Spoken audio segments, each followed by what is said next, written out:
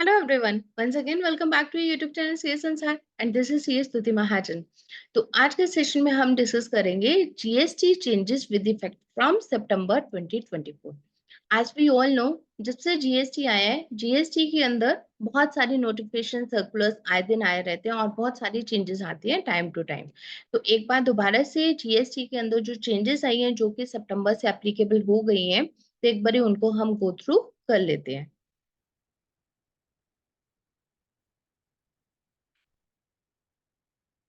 GST changes. तो सबसे पहले जो चेंज की हम बात करेंगे नेगेटिव लायबिलिटी रिपोर्टिंग. तो वहीं अगर हम बात करते हैं जीएसटी या 3B के अंदर, तो अब से हम क्या कर पाएंगे, नेगेटिव लायबिलिटी अगर हमारी आती है तो उसको हम रिपोर्ट कर पाएंगे टेबल नंबर 3 के अंदर. पहले क्या होता था, इन केस अगर आपके कोई वैल्यू है वो नेगेटिव है तो आप उसको रिपोर्ट नहीं कर पाते थे. आपको उसे नेक्स्ट मंथ के साथ ही एडजस्ट करना पड़ता था और अपने रिकंसिलेशन के अंदर बुक्स के अंदर खड़ा करना पड़ता था. अब से क्या हो गया कि आपकी अगर नेगेटिव लायबिलिटी है तो आप उसको रिटर्न के अंदर रिपोर्ट कर पाएंगे. और रिटर्न के अंदर रिपोर्ट क्योंकि आपने सेम मंथ के अंदर कर दिया तो उससे क्या होगा, आपके रिकंसिलेशन जो प्रोसेस है वो इजी हो जाएगा. अब नेगेटिव लायबिलिटी को लेके या फिर नेगेटिव वैल्यू को लेके बहुत सारी क्वेरीज आई हैं कि ये नेगेटिव लायबिलिटी या नेगेटिव वैल्यू क्या है. बेसिकली क्या होते हैं, लेट अस सपोज कि एक एग्जांपल के साथ मैं आपको एक्सप्लेन कर देती हूँ कि हो सकता है कि जैसे कि अगर हम एग्जांपल लें कि आपकी जो लायबिलिटी है जीएसटी की एक पर्टिकुलर मंथ की वो है ₹1,00,000. आपने क्या किया, आपने पार्टी को सीएन काट दिया, ठीक है, डेबिट या क्रेडिट नोट के थ्रू उसके साथ आप एडजस्टमेंट कर रहे हो किसी तरह के. उससे क्या हुआ, आपका जो जीएसटी है उसको जो सीएन काटा उसकी वजह से आपका जीएसटी उसमें सीएन के अंदर कितना चला गया, 1,10,000 माइनस में चला गया. तो जब आपने नेट ऑफ किया तो नेट ऑफ करने के बाद आपका 10,000, क्योंकि आपकी लाइबिलिटी थी 1,00,000 की, आपने जो सीएन काटा उसकी वजह से वो 1,10,000 माइनस में चला गया. जब आपने उसकी नोकिंग की, नेट ऑफ किया आपने उसको, तो नेट ऑफ करने के बाद आपकी जो जीएसटी की लाइबिलिटी की कौन सी आ गई, -10,000, मीन्स आपकी नेगेटिव लाइबिलिटी आ गई. पहले आप इस नेगेटिव लाइबिलिटी को रिपोर्ट नहीं कर पाते थे, अब आप इस नेगेटिव लाइबिलिटी को रिपोर्ट कर सकते हैं. तो आप क्या करोगे, -10,000 वहां पर लाइबिलिटी जो है वो दिखा देंगे.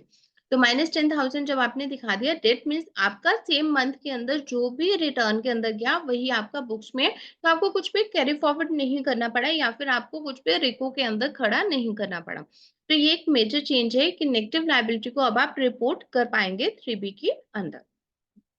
देन वहीं अगर हम बात करें मैंडेटरी बैंक अकाउंट वैलिडेशन की, तो ये एक दोबारा से उन्होंने एक चेंज किया है. तो इसके लिए एक अलग से वीडियो बना के भी हमने चैनल के ऊपर डाली हुई है, तो आप वहां से भी चेक कर सकते हैं. तो इसके लिए उन्होंने एक मैंडेटरी क्या कर दिया है कि अगर आपने जीएसटी रजिस्ट्रेशन लिया है या फिर उसके बाद भी अगर आपका बैंक अकाउंट जो है वो वैलिड नहीं है, इनकेस अगर आपका बैंक अकाउंट वैलिड नहीं है तो उस केस में आप जीएसटी या फिर आईएफएफ जो रिटर्न है वो फाइल नहीं कर पाएंगे. अगर तो आप मंथली टैक्स पेयर हो तो आपके लिए जीएसटी वन है, और वहीं अगर आप क्वार्टरली रिटर्न फाइलर्स हो तो आपको आईएफएफ फाइल करनी पड़ती है. तो इन केस अगर आपका बैंक अकाउंट वैलिड नहीं है, आप अपनी जीएसटी वन या फिर आईएफएफ जो है वो फाइल नहीं कर पाएंगे. अब क्योंकि आपने जीएसटी वन फाइल नहीं किया, तो बहुत पहले का चेंज हो रखा है, जीएसटी वन फाइल नहीं किया तो आप जीएसटी 3B तो फाइल ही नहीं कर सकते हो. और अगर आप जीएसटी 3B फाइल नहीं करते हो तो आपको पता है उसके बहुत सारे कंसिक्वेंसेस रहते हैं, उसके ऊपर आपको इंटरेस्ट पे करना पड़ेगा, लेट फीस पे करनी पड़ेगी. और इन केस अगर आपने उसको नहीं किया तो डिपार्टमेंट आपका नंबर जो है वो सस्पेंड भी कर सकता है. सो डेट मीन्स अगर आपका बैंक अकाउंट वैलिड नहीं है तो आपको बैंक अकाउंट अपना वैलिड कर लेना है. देन वहीं अगर हम बात करें जीएसटी वन के अंदर भी एक उन्होंने चेंज किया था इसके अंदर, तो उसको भी एक अलग से हमने वीडियो बना के चैनल के ऊपर डाला हुआ है. जीएसटी वन के अंदर इन्होंने एक चेंज क्या किया था जो कि एडवाइजरी के थ्रू हमारे पास एक चेंज आया था. कि पहले क्या होता था, B2C लार्ज टैक्स पेयर्स के अंदर आप वही सेल दिखाते थे, इनवॉइस वाइज वही दिखाते थे जिसकी वैल्यू 2.5 लाख से ज्यादा है. अब इसके अंदर उन्होंने क्या कर दिया, उसको 2.5 लाख की वैल्यू को उन्होंने रिड्यूस करके 1 लाख की वैल्यू कर दी.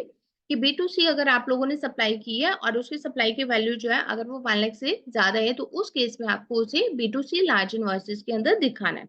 अदरवाइज हम क्या करते थे, सिंपल वो B2C के अंदर टेबल नंबर 7 के अंदर दिखाते थे. तो अगर 1 लाख से ज्यादा है तो डेट मीन्स पहले क्या होते थे, जो लिमिट आपके 2.5 लाख से ऊपर थी वहां पे आपको इनवॉइस वाइज दिखाना था B2C, अब उन्होंने रिड्यूस कर दिया उसकी लिमिट को, 1 लाख की लिमिट कर दिया, तो वो आपको B2C लार्ज इनवॉइसेस के अंदर दिखाना है और इनवॉइस वाइज सारी डिटेल आपको वहां पर देनी है.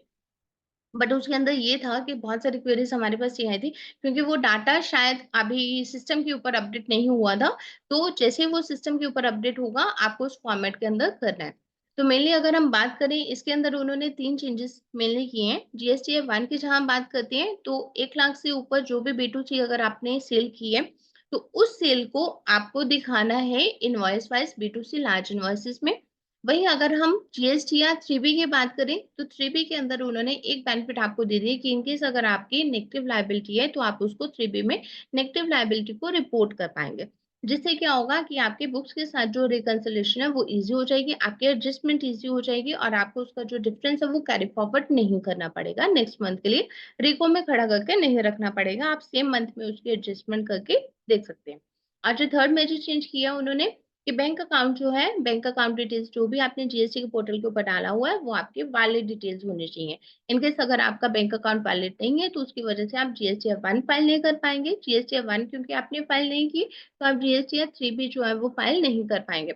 और इनकेस अगर आप जीएसटी 3B नहीं फाइल करते हैं, तो आपको पता है कि उस केस में अगर आपका जीएसटी 3B लेट होते हैं, क्योंकि 3B के साथ साथ हम लोगों ने टैक्स की पेमेंट करनी होती है, तो उसके ऊपर आपको इंटरेस्ट चार्ज किया जाता है, लेट फीस चार्ज की जाती है। एंड देन अगर आपकी 2 लेट हो जाए, तो आपको सस्पेंशन नोटिस भी आने शुरू हो जाते हैं। तो इसलिए अगर आपको जीएसटी के अंदर जो भी चेंजेस आती हैं, जीएसटी के जो भी चेंजेस आती हैं, वो आपको बड़े ही ध्यान से फॉलो करनी है। क्योंकि जब से जीएसटी आया है, गवर्नमेंट कहने को तो कह रही है कि हम day to day, no doubt कि डे टू डे इनकी चेंजेस आ रही हैं, जिससे थोड़ा प्रोसेस इजी भी हो रहा है।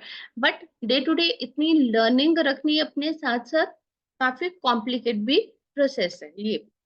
So this is all for today. Thank you for watching this video. Thank you.